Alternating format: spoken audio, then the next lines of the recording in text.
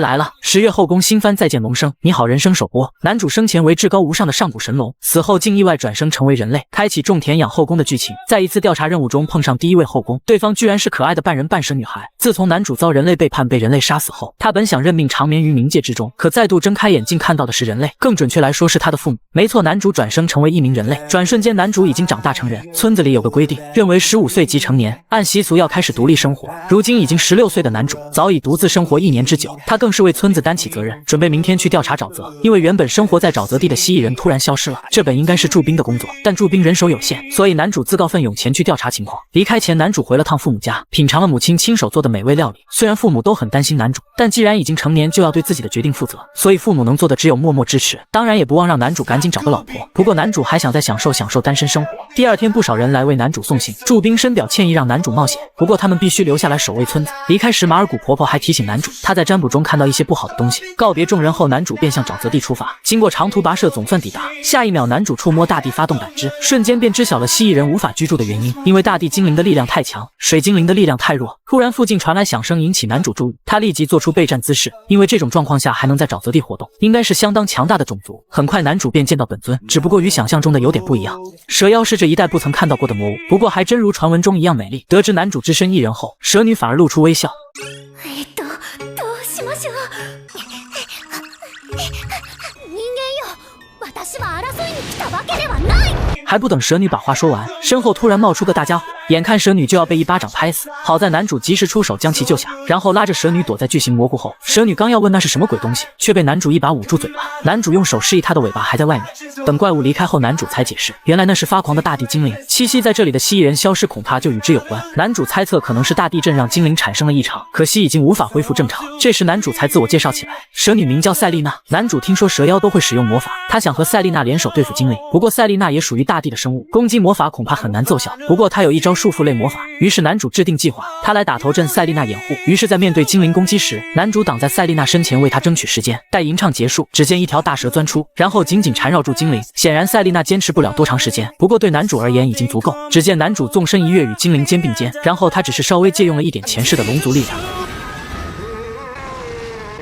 精灵被一分为2，然而流淌的淤泥沾了赛丽娜全身，连嘴巴里也都有。很快，男主带赛丽娜洗澡换衣服。晚上两人在森林里过夜。男主认为赛丽娜与他印象中的蛇妖不太一样。正常来说，蛇妖对人类十分警惕，也更有攻击性。不过男主很好奇的是，这附近并没有蛇妖的部落。赛丽娜来这边又是为了什么？原来蛇妖中也有规定，满了17岁就必须外出旅行寻找丈夫，因为蛇妖是只有女性的种族，也只能生出女孩。据说这是一种诅咒，更是一代传一代。另外，蛇妖体内还混有毒素，所以寻找的丈夫对象一定要是强壮的男性，不然接吻和造小孩的时候就会中毒身亡。第2天一早，两人各自启程。赛丽娜继续向南方寻找丈夫，男主也打算尽快赶回村子，同时他还邀请赛丽娜日后来村子里做客。离开时，男主突然想到蛇妖最喜欢精气。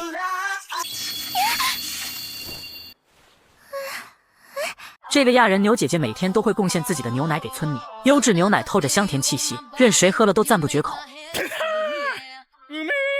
男主自然也不好拒绝牛姐姐的好意，于是将她的牛奶一饮而尽。就在不久前，男主还在村里练习药草的炼制，但他身为巨龙转世，上辈子因为体魄强大根本就没用过药草，所以对药草的比例完全掌握不好。这次离开村子也完全是因为他远远就感受到了一股妖魔气息，只是这股气息让他感到无比熟悉。等他进入森林后，果然看到了正在洗澡的蛇妖。蛇妖被男主看光后瞬间红温，但男主的思想却停留在巨龙时期，大胆地欣赏着蛇妖的身体，最后还是狠狠挨了他一巴掌。等蛇妖穿好衣服后，男主好奇地询问他为什么又回来。闻言，蛇妖顿时委屈起来。原来他在离开男主后又遇到了几个人类，但大家看到他的蛇身后都吓得四处逃窜，没办法，他只能回来找男主。男主思考再三，想了个辦法，他想要让蛇妖与自己一起生活。蛇妖差点以为男主在向自己求偶，搞清楚状况后，他这才松了口气。実はドランさんを探していたのはまた正規を食べさせてもらえないかなって。ああ、気に入ってもらえてよかった。之后，男主想了一套完整的计划。先是由蛇妖每天送到村子大量的野味作为礼物，人们虽然好奇，但也将礼物照单全收。他们发现了地上蛇妖爬行过的痕迹，于是推测蛇妖送礼物过来很可能有另外的目的。为此，大家特地开了个会议，为的就是探讨要不要讨伐蛇妖。可在讨论了一圈后，最终村里的预言师婆婆卜了一卦，认为蛇妖出现是大吉的现象。但武装队长还是将信将疑。第2天，他带领村里的战士们前往森林，想要看看蛇妖到底有什么目的。而男主早就与蛇妖通过气，他准备今天上演一出蛇妖救人的戏码，到时候自己只需要假装被怪物袭击，蛇妖出场救人，想必瞬间会迎来大家的好感。可计划还没实施，森林里就突然钻出一头铁熊，这种级别的怪物显然不是他们能对付的，而且铁熊直奔武装队长的儿子冲了过去。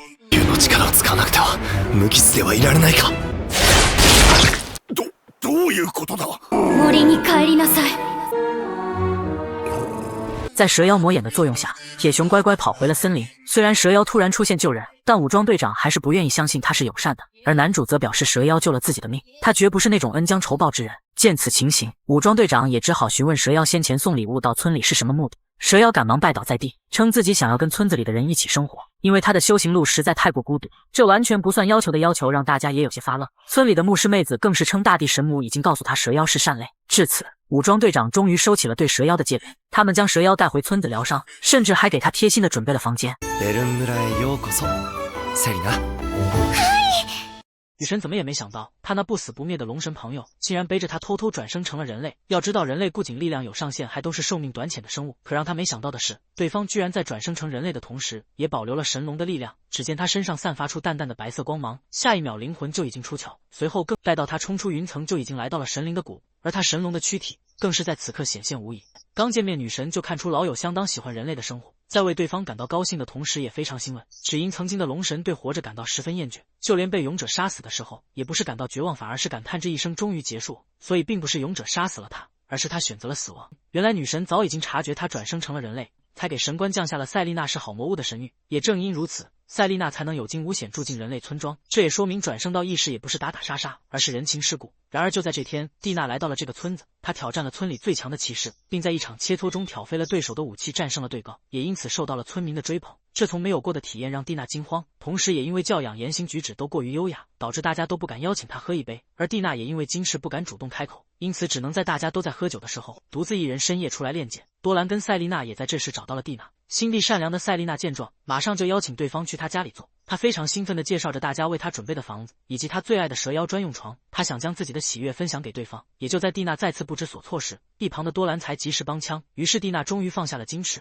说出了闷闷不乐的原因。而赛丽娜听完后才告诉蒂娜，其实村子里的人都非常友善，就比如巴兰有个让她自豪的奶牛老户，于是巴兰总是找村民比谁喝得多。蒂娜这才想起刚才巴兰是想邀请她一起喝奶。就这样，在赛丽娜的感染下来到了奶馆。巴旦太久吉曼诺米利口农德米达克特。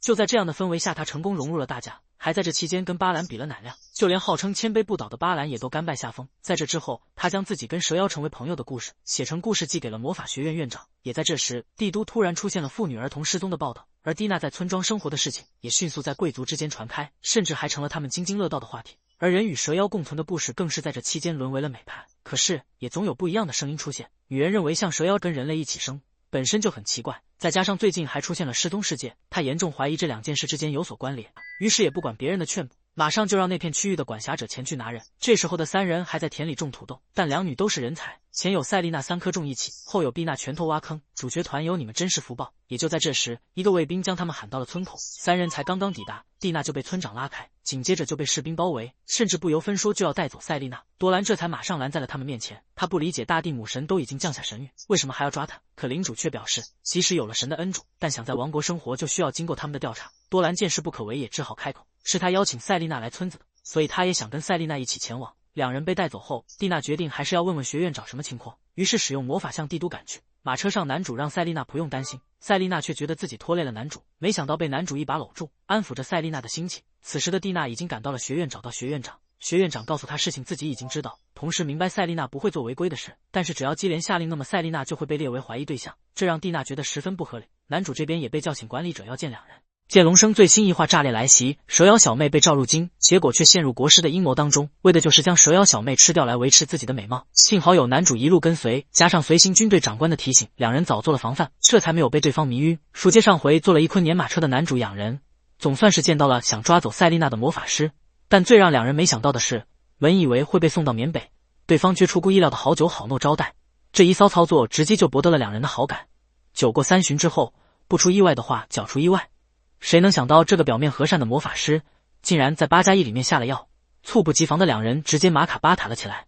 在两人睡着后，魔法师彻底暴润以心，他居然想把赛丽娜的皮剥下来，看过蒲松龄画皮的老表都知道用来干嘛，谁料在他暴露目的之后，男主却水灵灵地站了起来。在男主的观察下，举着颜色颇深的魔法阵，不知道浸润了多少无辜人的血液。没想到听到男主分析后，魔法师还隐隐自傲了起来，同时还妄想将男主两人做成标本。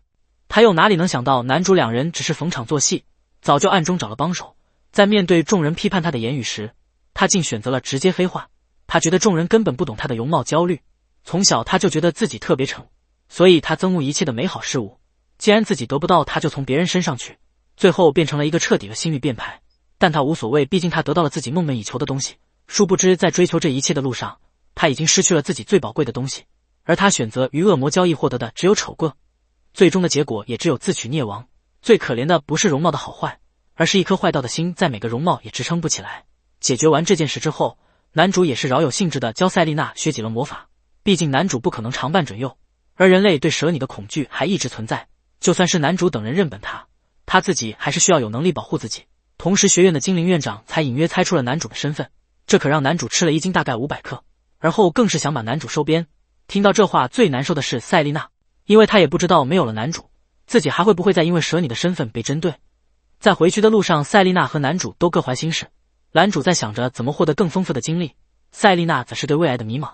猪仔怎么是真服？明明在村子里就能好吃好喝，这群人偏要带他们上森林里吃野味，结果一只贪玩的猪仔当场暴毙。男人怎么也没想到，森林外围居然会出现任务，这种魔物当场便被吓破了。所幸团长及时赶来，这才没有出现伤亡。然而还没等他松一口气，另一只魔物猛然袭来，听到团长的惨叫声，几人立马赶过去。然而他们看到的却是一只黑色的巨大蚂蚁以及受了重伤的团长。黑色巨蚁被男主一发能量炮击腿，这是白毛他们从未见过的魔物。男主却表示这并不是普通魔物，而是来自魔界的魔族。眼前的这种虽然是下等魔族侦察兵，却依旧有着强大的力量。男主嘴上说着对方很强，然而一发能量炮打出，配合白毛输出，直接将对方当场秒杀。而对于魔族的出现，男主希望白毛能先对村民们隐瞒下。回到村子后，团长被送去治疗，有麻古尔婆婆和她的奶牛老妇照顾。村长让他们不用担心，因为村子周边出现魔物的事更值得关注。森林外围出现刃狐已经很危险了，现在居然冒出一只连护卫团长都无法抗衡的魔物。男主意识到森林里可能出了问题，这时麻古尔婆婆也来了，她知道重伤团长的并不是任务，表示森林里出现了变故，村子可能要危险了。听到这话，男主立马请求让她去森林里调查，没想到婆婆却表示自然法则适者生存。男主立马反驳，表示对抗自然也是人类的生存之道。显然婆婆说不过男主，只能妥协，但她希望能有个人陪男主一起去，相互有个照。白毛立马自荐，然而因为村长答应过学院长绝不能让白毛出现意外，赛丽娜这时终于有了发声的机会，表示自己有魔眼也会魔法，一定可以帮上忙的。男主本想说自己一个人就行，可看着赛丽娜坚定的表情，最终还是同意了一同前往。第二天两人便背上行囊前往森林，久违的同情让赛丽娜兴奋不已，心想着一定要好好表现，吸引男主的猪。本以为这会是一场甜蜜的双人旅行，结果来到森林入口后，白毛却出现在两人面前，嘴上说着在这里遇到好巧啊，但很显然白毛是偷偷跑出来的。令几人没想到的是，仅仅只是在森林外围，他们就遇到了大量的蜘蛛魔物，所幸几人战力都不弱。男主面对这些魔物更是如同砍瓜切菜一般，赛丽娜甚至完全不需要出手。然而另一边白毛却遭遇了新的魔物，可他怎么也没想到，赛丽娜用一个苹果就将对方收服。白毛真是活久见，没想到魔物也能如此听话，刚想问了男主什么情况，却没料到这边也是如此和谐。这是男主转生人类以来第一次被魔物亲近。赛丽娜拿出了水果和食物，人类和魔物坐在一起吃东西，这种感觉就很奇妙。赛丽娜本身就是魔物，所以并不气愤，可男主同样没有不适的样，